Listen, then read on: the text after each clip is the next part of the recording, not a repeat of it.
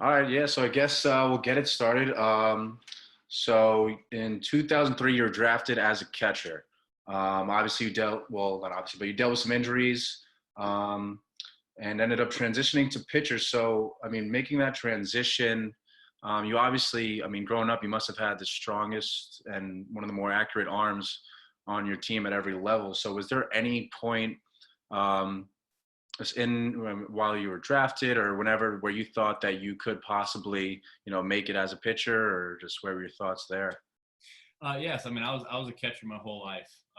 When I got drafted as a catcher, played for about 2.5, 3 years in the minor leagues. I actually I didn't hit so good in the minor leagues, hit about a buck 80, so that wasn't great. They kind of brought it up to me about seeing if I wanted to pitch and this and that, and I was like, I've never really pitched before. I think last time I pitched before they turned me into a pitcher, I think I was like 12. I threw one inning, just because they needed somebody to throw, and I was like, okay, we were losing a game, and I was like, I'll go throw.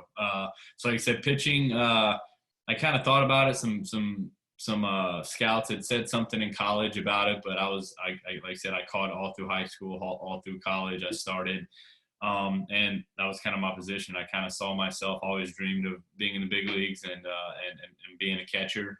And then, like I said, one day, after a couple of years of hitting a buck 80, it was kind of, hey man, you can kind of go home, or you can try pitching. And I'm like, I'll try it. I'll give it a shot. So it's one of those things. I just went out there, and I always did have a pretty good arm, but I was like, you know what, I'm gonna go out there and give it everything I have fun, and kind of see what happens. And like I said, it ended up turning into a pretty good career, and I was very blessed to be able to have the opportunity to go out and do it. And like I said, I just kind of went out there every day and had fun, and just try to make the most of it. Yeah, I mean, I would think you kind of, I mean, growing up, you kind of did just kind of go out there on the mound and have fun. I mean, I mean, I'm sure they worked with you on your mechanics, but I mean, with the arm you had, I mean, I guess it seems like kind of just went out there and you just threw your stuff. And your main pitch was what was your bet? Was it a four Uh, seam? yeah, fastball. I mean, I pretty much threw a fastball about 95% of the time. So it was one of those things. Everyone kind of knew what was coming, but it was one of those things. I was able to kind of be pretty accurate with it, throw it in, out, up, down, and kind of move it around. But I was also I threw it pretty hard. So like I said, I just went out there and kind of trusted my stuff and have fun. And as far as like mechanics and stuff, I had some people working with me, but a lot of stuff I did was like really just trusting my stuff and having like that right mindset of what I need to do to go out there and compete and have fun, and not make it really bigger than it was. I mean, I was out there playing a game.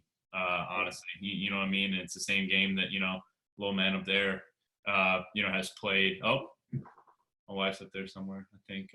But it's the same game that they that little kids play. So I try not to put too much pressure on myself, and that's probably going a little bit farther into the conversation today. But like, that's one of the main things I could say to the kids is just go have fun. You know what I mean? Whether it's whatever game, sport it is you're playing, go out there, have fun, and enjoy it. Right. Yeah. And I saw I mean, I've seen a bunch of interviews from today. I mean, I'll take you back to just Game 7, World Series. You need 3 outs to win, and you step out and you said, I mean, not everyone here has heard it. I've heard it a bunch now, but you said you kind of just took a step back as you're walking, just looking around and just Mm-hmm. taking it all in. Just take us through that, and how was that feeling? I mean, did you still feel like you were a kid playing a game, or just how did that feel? I don't know. I get goosebumps every time we talk about it. I'm like sitting here right now, like my hair is raising up and stuff like that. But it was just one of those things that as a kid, I dreamed of playing baseball, being in the big leagues, doing all this other stuff. And then when I got in that situation, I always tried to have fun. I tried to never really make anything bigger than it was. And I guess that goes back to me saying, the kind of mindset I tried to have. I tried to keep everything the same, have fun. And like I said, when I walked out Game 7, Game 6 for some people who are listening and remember was a crazy game. We were up, we were down, we were back up, we were back down. So I even in that game I had my ups and downs, but coming out in Game 7, I remember walking down the ramp and literally just like looking around and being like, this is it's pretty cool. You know, like I'm Yeah. going out to pitch in Game 7 of the World Series, and once I walked out the gate, looked around a little bit, then it was like, all right, let's go. You know, like, yeah, let's go to work and let's focus on what I need to do and just make my pitches and do it one at a time. And that's kind of what I did. And I was able to go out there and get 3 outs, and got tackled by about 25 guys. So it was a good time. Sure is the best feeling. And yeah, just to give some context to Eli about that crazy game 6, I mean, 5 errors in 9 innings before it went to extras, and came in, you gave up a 2-run shot. So to come in that next game, bottom of the 9th with the lead, just, I mean, obviously you could see just how you're relaxed and your approach to the game. It's admirable. It was definitely crazy. And like you said, the game, I think I came in the 9th inning, we were down by 2. Yep. We went back and tied the game, and then I went back out in the 10th inning and proceeded to let up a 2-run home run and put it down again by 2. And I was like I remember throwing the pitch. Josh Hamilton hit the homer. I remember in my mind being like, this stinks. I was like, I think I just lost the World Series. And then I was like, all right, well, hey, let's go out there. And like I said, I kind of tried to keep things one pitch at a time and focus on what I could focus on, and that was, hey, let's make this next pitch. Ended up getting out of it. We ended up winning that game, and I got the opportunity to go out that very next night and be able to get 3 outs and help our team win the World Series. So it was all in all a good time. Awesome stuff. Awesome stuff. So I also do have to ask you this question. I meant to bring it up before. I have a buddy who's like the biggest Cardinals fan I know. He wants to know that 2011 World Series, the final out, it was hit into left field. Alan Craig caught it. So who got to keep that 2011 ball? Was it you? Was it? So Alan Craig caught it, and he had it for a while. And I had talked to him, and I was like, hey, if you don't, not if he didn't want it, but hey, if you ever get rid of it, I was like, let me know. I'd like to hang on to it, put it in, something. I got some baseball stuff all around the house. I was like, I like to hang on to that. And then Tony La Russa came to him a little bit after, because I don't know if some people know, but so that was like Tony La Russa's last game as a manager. And he kind of came out a couple of days later and was like, hey, I'm retiring. So he kind of went out, World Series champion, and he kind of went up to Alan Craig and was like, hey, I would like the baseball. So Tony La Russa has it somewhere in his probably office of thousands of baseballs and bats and jerseys and all the memorabilia that he has. But yeah, as far as I know, Tony has it. And like I said, last time I talked to him, I knew he still had it. But it was one of those things that I've got my jersey, I've got my glove, I've got my cleats, and so like that. My jersey's actually hanging up upstairs in our playroom. I've got my cleats and my glove in a bag, and it's pretty cool. The cleats, if you take them out of the bag, you can like look on the bottom, and they still have like dirt and like confetti from the World Series. So I'm like, that's pretty cool. So it's something like that I'm glad Tony has the ball, stuff like that. I know it's not somewhere safe, but like I said, just the memories of it and the little things, like I said, being able to go and look at my cleats, and not that I go up there every day like, ooh, look at my cleats, but just thinking about it now, like I said, have like cool stuff like that, like confetti from the field and stuff still on them. So I think that's pretty cool as well. I could only imagine how that feels. I mean, I still have like my high school football jersey from 12th grade, so World Series, the sentimental value. But I guess going off that, how was it to work with a mind like Tony La Russa? I mean, you've been playing baseball your whole life before then. You've probably been with so many great coaches. And then I can only imagine how much better can they get? I mean, how is he compared to so many other minds you've worked with? He was awesome. I was lucky enough coming up through the minor leagues and the big leagues to play for some pretty awesome managers. But with Tony had Dave Duncan, who is like the pitching guru, and both those guys together, it was, like I said, it was a great experience for me. And I just think with Tony, he knew the game so well. He was out there, and you've heard people say like, oh well, people are out there playing chess against people playing checkers. I feel like that was Tony. Like he knew what situation was coming up, who to bring in, who to put here, what to do here. He was just moving stuff around, and it was one of those things. The further I get away from it and got away from playing with Tony, the more I was like, man.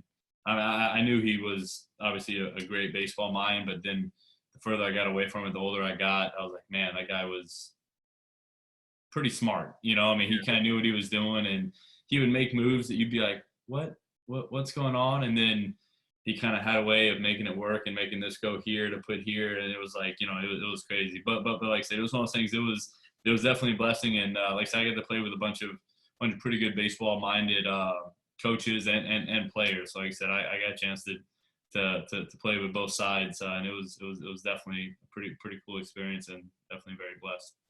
Awesome. Yeah, it definitely sounds like a great experience. So going off that, Eli, I'm gonna give you the floor. So if you got any questions, speak now.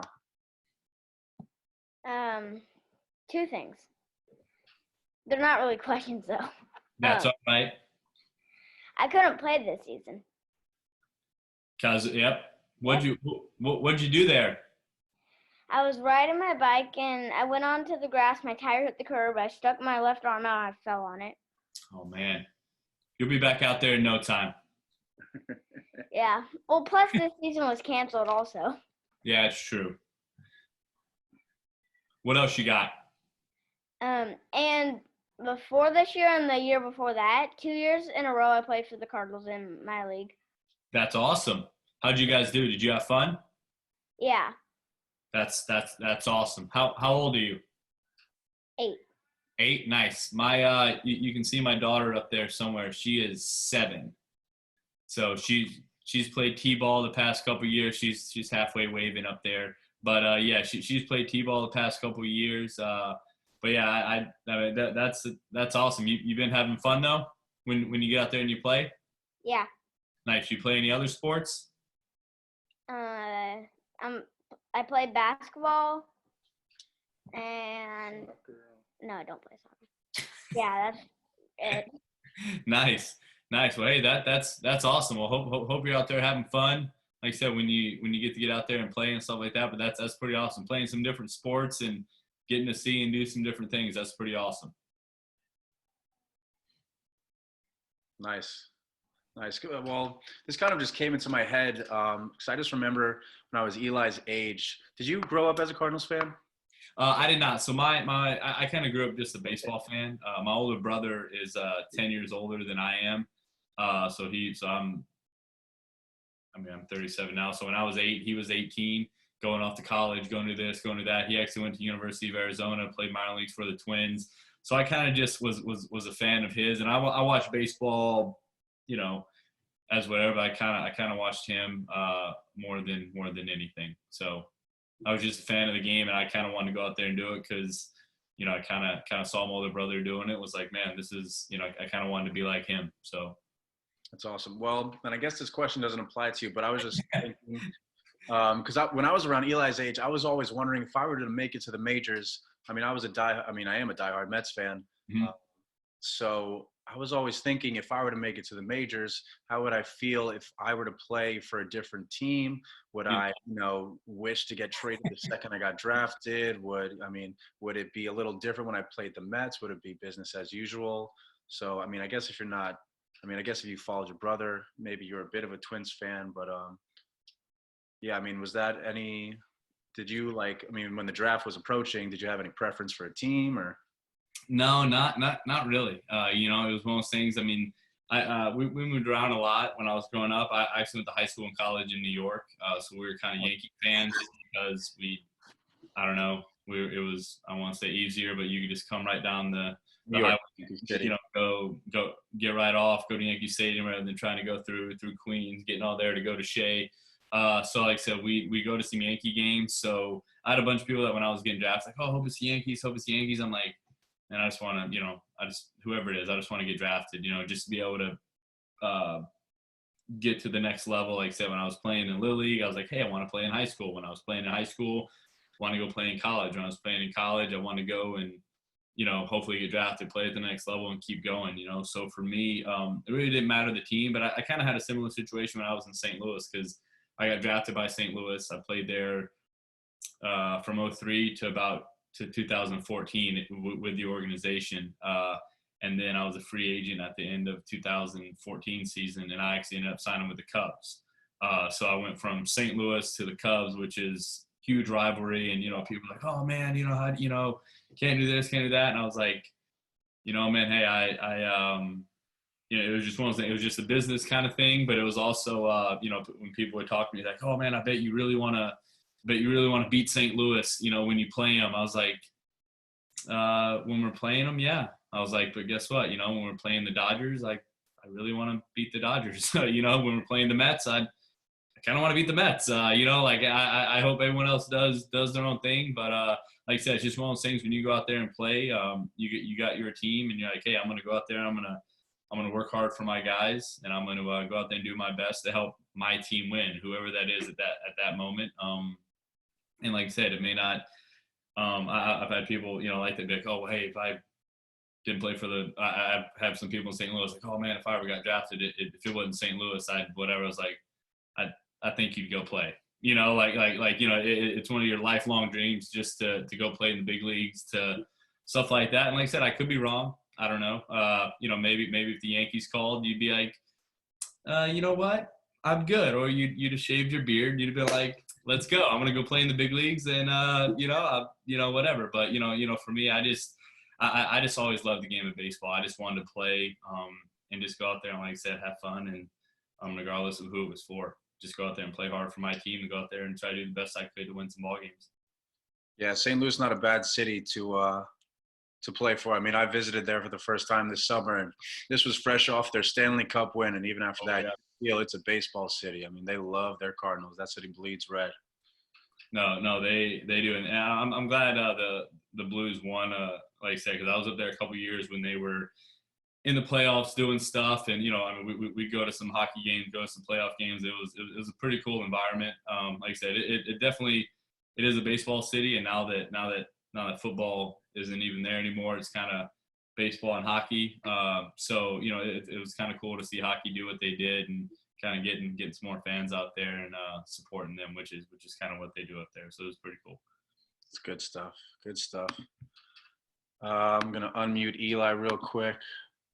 Eli, you got anything? You got any questions about like his cool beard or something? I mean, it's more of a question for me, I guess. Got anything, Eli? Yeah. So both of my parents and Papa, all three went to Arizona. Okay. University of Arizona? Yes. Yeah. Nice. Yeah, that's from my older brother when he went there in the I'm gonna say 90 to 90, 92, 93 before he got drafted. He played for Jerry Kendall and stuff like that back in the day a little bit. Eli has no idea what I'm talking about. So he's like, sure, I don't know what any of that is, but yeah, my older brother went there, and like I said, we lived in Colorado at the time when we did that, so we ended up driving down there, watching him play and stuff like that. So it was a pretty cool experience. It's pretty fun. It's kind of a small world. Yep. Anything else, Eli?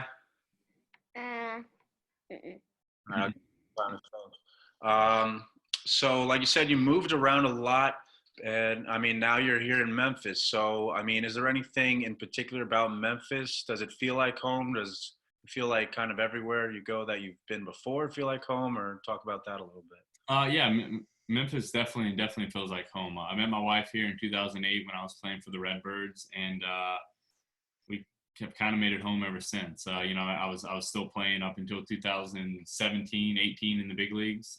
So we always made Memphis kind of our all-season home. So whenever the season was over, September, October, whenever it was, we'd be in Memphis for usually November, December, January, and then we'd pack everything up, go to spring training for 2 months, go where we were playing for 6 to 7 months, pack everything back up, come home for 3 months, rinse and repeat, do it all over again. So like I said, Memphis was always kind of the constant. But like I said, my wife's from here, her family's from here, so it's one of those things when we decided where we wanted to be around family, around some friends and stuff like that. And like I said, I've been here for parts of about 12 years now, and like I said, I love it here. It's definitely home. Like I said, my kids know people here. They're going to school. We're getting to know people here. I'm getting to know people here even more. So it's been pretty cool, and it's definitely home now. Awesome. Awesome. Yeah, I was born and raised in Jersey. I just moved here 9 months ago, but it's grown as my home too pretty quickly. It's a fun city for sure. Definitely. So I guess switching gears a little bit, I'll give you a chance to talk about the Jason Motte Foundation. I guess just talk about what it's about and how people in the community can get involved. It's great to just see professional athletes when they can retire. It's pretty easy for them to just kind of relax with their family and do whatever. But it's nice to see guys spend their time making a difference. So I'll give you a chance to talk about that for a little. Yeah, so we started our foundation back in 2011, 2012 when my wife, Caitlin's grandfather, was diagnosed with stage 4 lung cancer. And the treatment facility here in Memphis, the West Cancer Center, he got all his treatment there. And everyone there, between the doctors, the nurses, the volunteers, everybody were just so nice and willing to be someone to talk to and listen to and all this stuff, that we kind of had a simple question of how can we help? How can we help people the way that people helped us during this tough time? That's kind of how we got started doing everything. We have our Strikeout Cancer shirts, which is just one of the only times I don't have it on right now. I just got done doing a little workout stuff outside. But we have our Strikeout Cancer shirts. We have different league reps all around Major League Baseball to help raise money for different cancer charities. And like I said, we have events in St. Louis, we have events in Memphis, a couple high schools, colleges all around the country. Our main thing is to raise money and raise awareness for those in the fight, those who are fighting, and for the doctors and the researchers to try to help find a cure for this, because like I said, it affects so many people that we just wanted to do what we could do to help out the way that other people helped us. Like I said, we have some more information if you go to jasonmottefoundation.org. All our information, kind of what we do, why we do it, our events, some of our other stuff, our Strikeout Cancer shirts. So like I said, we do a lot of stuff in different communities, like I said, mainly just to help out those who are going through this tough time, the way that people helped out my wife's family during it. Awesome. And yeah, I mean, obviously this virus kind of stinks. It kind of puts a damper and, being able to have events and stuff like that. It's great to see you making a difference. We're definitely going to spread the word at the J. I'm going to spread the word up here. We appreciate you for what you do. Appreciate your time now. We still got a few more minutes left. So I guess one of maybe the last question I'll ask, or another one after. I spend a lot of time coaching kids. Again, this virus has baseball season coming up faster than ever. So if there's anything you want to say to the kids, whether it be specific to how they play the game, or anything, you played sports your whole life. So if there's anything you think they should be paying attention to when they're playing sports, something they could take away and apply to their everyday life, what would that be? For me, like I said, I've said a couple times too, I just say have fun. Like I said, Eli was saying he plays some basketball, some baseball, some this, some that. Definitely not soccer. He said he doesn't play soccer. It's one of those things that, I'd say just have fun. I mean, I've coached my daughter's T-ball team for the past couple of years. And kids get out there. I think some of the parents get out there and think that I'm going to, bring them bring their 6-year-old some like crazy amount of knowledge to the game. Like, oh, they're going to figure out how to hit like Mike Trout. Like, no, we're just going to try to figure out where first base is right now. You know what I mean? We're going to try not to hit it and run to third, So, I just say have fun, regardless of what it is you're doing. Like I said, my daughter, she plays some T-ball, she plays some basketball, she does some dance stuff, she does theater, she kind of does stuff, and she has fun doing it. So like I said, when I got out there coaching the kids, I just say have fun. Doing some stuff now. I do stuff up at CBHS with the baseball team up there, and work with a little bit older kids now. But even that is still, hey, have fun and just stay positive. Try not to get too down. Just remember you're playing a game. And I think from a parent standpoint, don't be too hard on your kids. People are out there having fun. Hey, be positive. And then, like I said, that's kind of how I try to coach when I'm out there coaching, whether it's the T-ball team or coaching up at CBHS or wherever. Is like I said, have fun. There's time to go out there and compete and work hard and this, that. But even with that, stay positive and remember that it's a game that we're playing. You get to go out there. I was 35 years old doing the same thing, playing the same game Eli was playing at 8. You know what I mean? When you look at the big scheme of things, you're like, what? Like, I'm legit out there playing a kid's game. You know what I mean? So it's crazy. So just kind of doing that, and even with our foundation, putting some other stuff into perspective on what it is we do, and with the virus and what's going on now with all this, just putting a lot of stuff into perspective. Hey, when you do get a chance to get out there, have fun. And just try to make the most of it and have fun and try your best. Awesome. Yeah. I mean, it seems you've been able to incorporate that to to your game. I mean, first question I asked you with being the World Series, you said, I mean, you relax and have fun. And that's usually what I try to incorporate as well. First rule is have fun. Second rule is be safe. Clearly Eli's been doing the first rule, not so much the second. Yeah. I mean, it's just great to hear. I mean, it really is, I think, important too, to just have a great attitude, think crap happens. So you just can't get too down and just, that's the best part about sports to me. I mean, something bad happens one play, you get the next play to make up for it. So exactly. Well, I mean, and like we said on the thing earlier, I went out there Game 6 of the World Series and let up a 2-run home run to put our team back down 2. I could have been like, well, that's over, walk off the field. But no, we were able to come back again. I was able to come back out that next night, have that, short-term memory and be like, hey, you know what? That was yesterday. There's nothing I can do about it. I can go out there and do my best today to do what I can do. And that's kind of how I played. Try to go out there and give it everything I had, which probably led to some of the injuries I had and all the other stuff, and some of my time on the injured list. But it was one of those things. It's kind of how I went out and played and had fun and gave it all I had. So awesome stuff. All right, we only got about a minute left. Eli, I'm going to unmute you. You got anything left you want to say? Juliana. Sharon. I'm not. She's not on. Okay. She's muted. I know. She's unmuted. Go, Jules. I'm here, Eli. Okay. how we doing? I'm good. I'm making it. I hear you.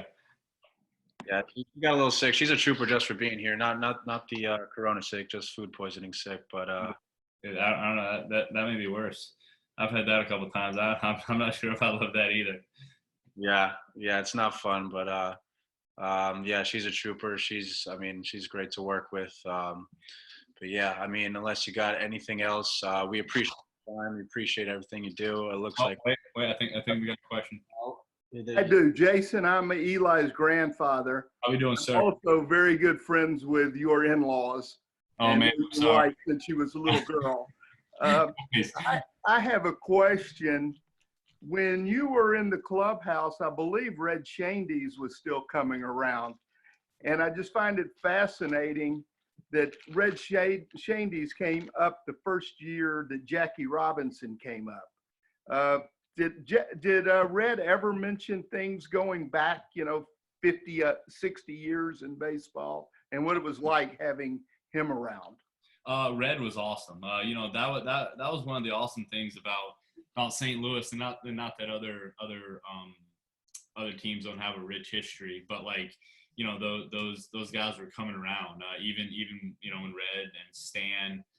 They'd be around. You got Lou Brock, Bob Gibson would be around. I mean, you'd have everyone. All the older guys come around. Bruce Sutter. I could name off about 30 other more, but just guys that would come around and just talk about the tradition and what it was like to do stuff. And I was actually sitting in the back one day, getting like a protein shake one day, and I'm just like sitting there with a protein shake or like that, and I was messing with Red. I was like, "Hey, Red, do you guys have protein shakes back in the day?" And he's like, no. So we're kind of like talking about some of that stuff. And he goes, one of my favorite pictures ever. He was talking about a picture, and it's Augie Bush, like the original Augie Bush. And he's like, he's got his hand, and it was up in our clubhouse guy's office. He's like, it's this picture right here. And he's got his arms around. So Augie Bush has his arms around Stan over here and Red over here, and he's like, we just got done negotiating our contract, and he's like, I think he said Stan was asking for like another, I don't know if it was like $1,000 a year, you know, and like Red was trying to get another like $500, you know, and he's like, but it's my favorite picture. He's like, because we're sitting there, he's like, we're all like, hey, buddy. He's like, we just got done with like some pretty cool like negotiations of trying to figure out how to like whatever. So like I said, just stuff like that, you know. I mean, and he was even talking. He's like, man, he's like, I think it's funny we were negotiating an extra $1,000 maybe a year, you know what I mean, to try to go out and play this game. He's like, and now you look at guys, he's like, you know, you're walking around, and that's what got it started. He's like, you're walking around with a protein powder shaker, drinking this. He's like, you know, we had, you know, sandwiches, and so it was just kind of funny, kind of like hearing some of the stories of some of the stuff. But it was just awesome because, like I said, even with that being said, he said all that to say, he's like, but it was still the same game. You know, he's like, we still went out there and played the same game and had to do the exact same thing you guys have to do. He's like, it's a long season, it's a grind. But he's like, man, he's like, I think it's cool now watching you guys go out and do what you do. He's like, but like I said, at the end of the day, it's the same game. You know, it's the same game we played, same game that Eli's playing, same game as all that. He's like, we went out, had fun, and did what we did. So I thought that was pretty cool. You know, just not only being able to talk to Red in those situations, but just a lot of the other Hall of Fame guys that come around that Cardinal clubhouse, which is pretty awesome, very, very special. So, Thank you. Did I bore you, Eli? No, I've been tired all day. Is it nap time? Yeah, I stayed up till midnight last night. What? What are you doing? I don't know. I don't know. That's funny. All right. Unless anyone has any other questions, I guess that's it for our time. Jason, thank you so much on behalf of Jason. We thank you for your time. We wish you and your family all the best. And stay safe out there, man. Awesome. Thank you, guys. Appreciate it. Y'all be good. Thank y'all. See y'all. Eli, get better. Thank you. Okay. Yeah, y'all are welcome. See y'all. Take care. Bye.